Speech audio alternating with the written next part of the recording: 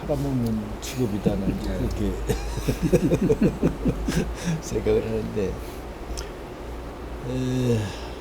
나는 언론이 살아야 사회가 산다는 그렇게 봅니다. 이 요즘 같은 세상을 제가 보면은 너무도 황당한 얘기들을 아무렇지도 않게 쏟아내는 그런 정치인들이 사람들이 심지어 언론에 종사한다고 하는 사람들까지도 이제 도대체 상식에 맞지 않는 얘기가 마구 통하는 그렇게 말을 할 수도 있고 말해도 괜찮은 그런 그 언론 현실에 대해서 참 저는 안타깝게 생각을 합니다. 적어도 동아투이가 그 동아투이원들이 자유언론 투쟁을 했던 그 시절은 언론 사주가 언론 통제를 하고 국가 권력이 언론 통제를 해서 그것을 말하지 못하고 거기에 굴복하는 사람이 있었지만은 내심으로 다 그것이 그러다고 하는 것도 알고 그래서는 안 된다는 것도 아는 그런 그 언론 그 분위기, 언론인들의 그런 보통 상식화된 그런 상황이었다고 저는 생각합니다. 동아투이. 비록 말은 못해도 참여하는 사람에 대해서 속으로 존경도 하고 박수도 치는 그런 언론. 그때 거기 직접 참석을 합니다. 근데 요즘 현실은 그게 아닌 것 같다. 그런 면에서 참 그 안타까운데 저는 늘 생각하기를 언젠가 동아투이 회원들 혹은 조선투이도 마찬가지입니다만은 그리고 그 이후에도 언론 탄압을 받아서 자유언론과 진실을 보도하기 위해서 투쟁하다가 쫓겨난 언론들이 많이 있습니다만은 그러나 상당한 그 언론계의 분위기 자체는 현장에 있는 기자들조차도 전혀 생각이 다른 그런 현실이 지금 오늘 이렇게 있지 않는가 그런 생각을 하는데 동아투이 회원들과 그같이 쫓겨난 그런 기자들 그런 언론인들이 정당하게 평가받고 정당하게 대우받는 복권이 돼야 그래야 우리 나라의 언론이 제대로 되는 길이고 우리 사회가 제대로 되는 그런 현실이 되지 않겠는가 저는 좀 그렇게 생각을 합니다. 그런 면에서 어떻든지 간에 종교도 그렇고 언론도 그렇고 진실이라고 하는 것, 정의라고 하는 것 그것을 추구하는 것이 최고의 목표가 돼야지 그 이상의 것이 그것을 가로막을 때는 그거는 거짓 종교고 거짓 언론이 아니겠느냐 그런 생각을 하게 됩니다. 결론은 아마 함시분께서 잘 해주실 거라 생각합니다.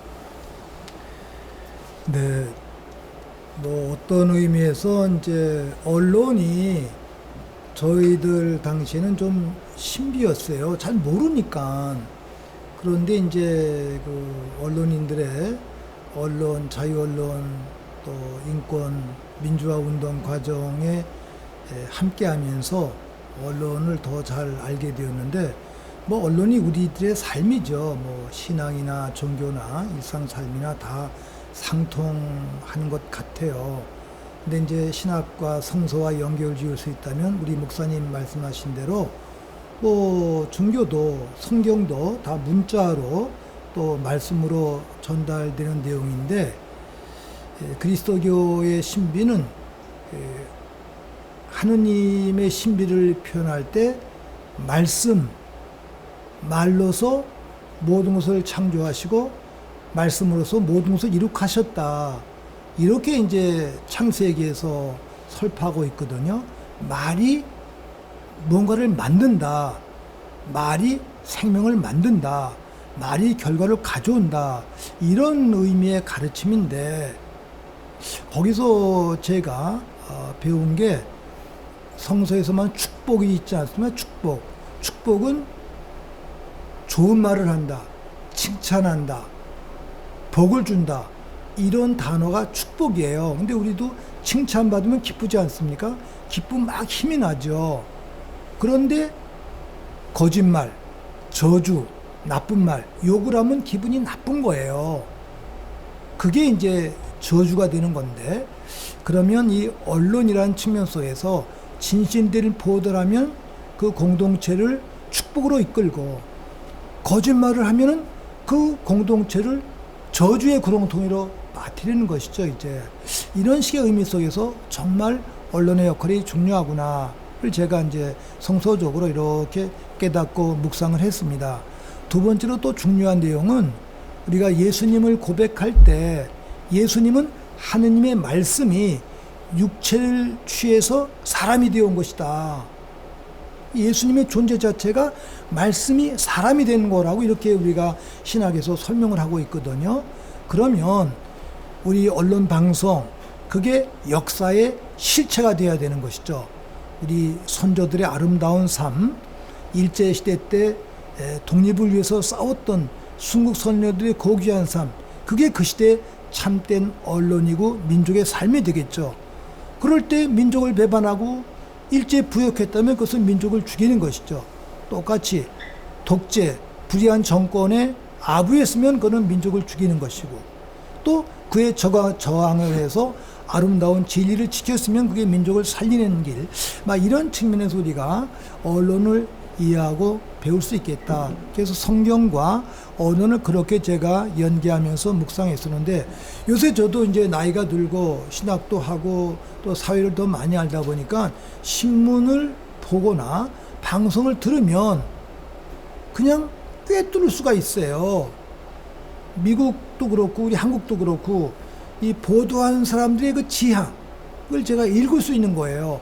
근데 그걸 읽기까지는 사실 많은 연륜이 필요한데, 우리 젊은이들, 청소년들, 젊은 기자들도 이러한 그 해안이랄까 직관력을 가졌으면 참 좋겠다.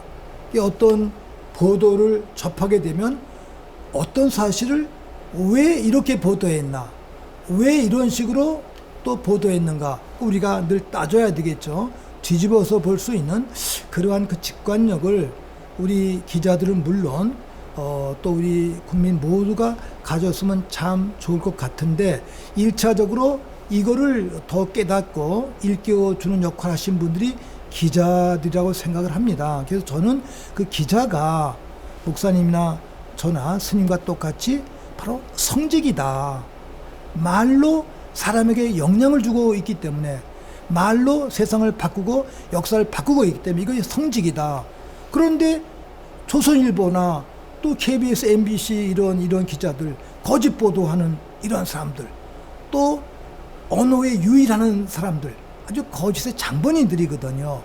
이런 사람들은 2배, 3배, 10배 책임을 지게 된다는 측면, 이 부분을 제가 또 성서적 관점에서 또 함께 기억하고 싶고, 또 기자들도 기자가 되겠다고 처음에 결심했던 그때 그 첫 마음, 초심, 뭐 방송할 때 또 기사를 쓸 때 배웠던 그 첫 마음, 초심을 죽을 때까지 간직했으면 참 좋은데, 그렇게 간직하신 분들이 바로 송건호 선생님 또는 동아투이와 같은 이런 아름다운 분이 아니실까 늘 생각을 합니다. 이제 그러면서 한 가지 동아투이 기자들께 제가 좀 흉을 보고 싶은 게 있어요. 지적을 하고 싶은 게 있는데, 이분들이 말년에 와서 이제 법정 투쟁을 하는 거예요. 저도 뭐 증언을 했고 글도 쓰고 증언해 드렸는데, 물론 1차적으로 김대중 대통령이나 노무현 대통령 두 분 시절에 그 언론 개혁과 정지 작업, 동아투이 문제를 해결했어야 되는데 그 정치인들의 책임이 큽니다, 이제. 그리고 언론 개혁을 하려면은 그 동아투이 그분들을 청와대 언론특보로 모셔다 가든지 이렇게 했어야 되는데, 그렇지 못한 두 분 정치인들의 책임을 전제를 하면서, 동시에 그 동아투이 중에 이부영 씨 같은 분, 또 그 국회의장 하신 임채정, 아니 국회의장도 하고 했는데 그 당시에 아무것도 안 하고 있다가 다 끝나고 난 다음에 뭐 언론 무슨 뭐 법정 투쟁을 하고 있어요. 그래서 내가 만나면, 아니 진작 싸워야지. 다 끝난 다음에 이게 뭐 하는 짓들이요. 당신들 요직에 있을 때 뭐 했어. 이러고 제가 했더니 또 역시 그것도 이제 사람들로 구성된 공동체다 보니까 거기서 앞에 정치에서 나가신 분들도 계시고 또 먼저 돌아가신 분도 계시고 또 후방에서 또 남아 계신 분들 계시고 이런 여러 가지 측면 속에서 그 1975년 3월 17일 날 쫓겨났을 때 그 투지를 가지고 140여 명의 동아투위 기자들이 그 40년 동안 지켜면서 초심으로 싸웠으면 벌써 해결이 됐었는데 그러지 못했던 점, 나 지금 지난 다음에 동아투위 앞장섰던 분들에게 제가 한 사죄의 이름으로 부드럽게 꾸짖습니다.